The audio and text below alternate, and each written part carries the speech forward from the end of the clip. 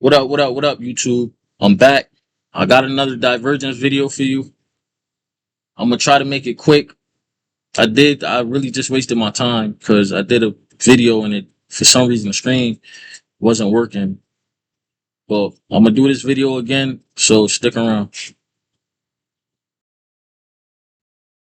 It is we're gonna pay attention to these. My arrows are the market structure. So the first arrow we're gonna start at is here. Got swing low, swing high, higher swing low, higher swing high, higher swing low.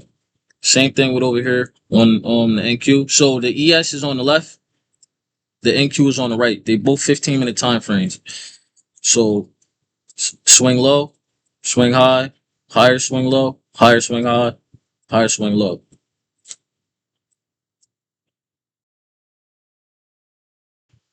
This circle right here and right here, this is the portion of price delivery that I noticed the divergence happen on ES and NQ at 9:45 a.m. So 9:45 a.m. is the time frame, the exact time that you got to remember throughout this whole video, because 9:45 was when I noticed the divergence happening. So in my next slide, I'm gonna put a line on this swing high right here. Same thing for the NASDAQ. I'm gonna put my line right there. It's a 15-minute swing high. And yeah,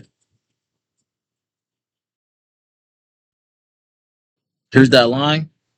It's the 15-minute swing high. I did bar replay so that you can see exactly what I was looking at 9:45. So this is where the divergence started at. This 15-minute swing high right here, right? Prices made a higher swing high right here, higher prices. So the market was continuing market structure and an uptrend on a 15-minute time frame on the NASDAQ at exactly 9:45. Now, here we got the ES, right? At the same time, ES was being weak and didn't want to continue 15-minute time frame structure by making a higher high with NQ. So look at the time right here. This is 9:45. At exactly 9:45, these prices didn't trade above these prices. These prices are the swing high that I was talking about. And that is basically weakness in the ES. And that was the divergence right there.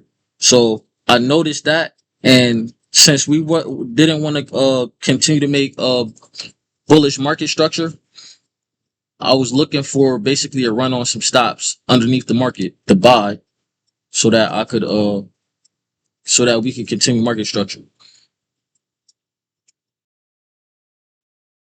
Here we got the NASDAQ 1-minute time frame on the left, and we got the NASDAQ 15-minute time frame on the right. So once again, look at the 9:45. We got 9:45 right here, and we got 9:45 right here, right? So if you look and you can see before 9:45, probably at about this is probably like 9:20, right? The market already in the NASDAQ on a 1-minute time frame, the market already traded above that 15-minute swing high, right? And it traded down. So it traded above it, traded down, and then at exactly 9:45, where I got the line marked out at, the market was on its way to make a higher swing high relative to this one right here. We was already on the way to do that. And if you look at the 15-minute time frame, that's the same thing that I'm basically showing you right here. It all looks like one candle, kind of, but that's what happened on the 1-minute time frame.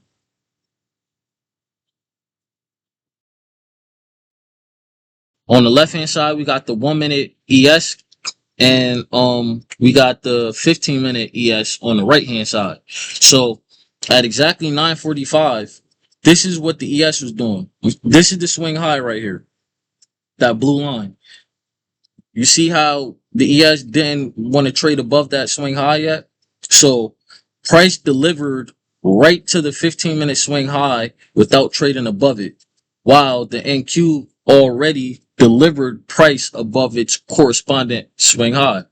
This was the divergence. So At exactly 9:45, the NQ was already had traded above its 15-minute swing high, continuing the bullish market structure, but ES didn't. And then at a little bit past 9:45, the ES traded exactly right up to the 15-minute swing high, and it didn't go above it. Why is that? Because that's the manipulation the market was about to basically.